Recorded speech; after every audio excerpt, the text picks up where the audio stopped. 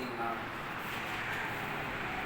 வந்து மோஸ்ட்லி இதுதான். இதில் வந்து பார்த்தீங்கன்னா கன்வென்ஷன்ஸ்னு சொல்லுவாங்க. அதாவது இப்போ இங்கிலீஷ் ஒரு கிராமர் மாதிரி தான்.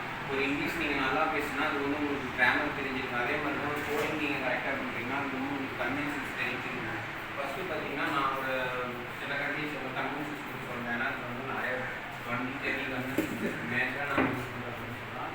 ஃபஸ்ட்டு வந்து பார்த்தீங்கன்னா என்இசின்னு சொல்லுவாங்க, நாட் எக்ஸ்ட்ரா கேஸ்டிகேட். அது பார்த்தீங்கன்னா இப்போ வந்து ஒரு கண்டிஷன்ஸ் டாக்டர் சொல்கிறாங்க. ஆனால் வந்து சில இதுக்கெல்லாம் வந்து ஒரு கண்டிஷன்ஸ் வந்து அது ஐசிடியே இருக்குது. அப்போ வந்து பார்த்தீங்கன்னா ஸ்பெசிஃபிக்கான ஸ்பெசிஃபிக் கேட்டகரி இருக்குது. ஆனால் இது வந்து என்னென்னு வராதுன்னு சொல்லி ஸ்பெசிஃபிக் கேட்டகரி மட்டும் கொடுத்துருவாங்க.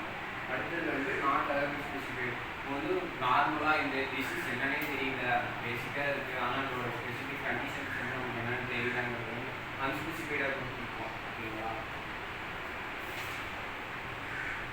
இப்போ வந்து கண்டிஷன்ஸ் ஈட்டியாலஜி மேனிஃபெஸ்டேஷன்ஸ் அது வந்து மெயினான ஒரு கான்செப்ட் எங்கள் இதில்.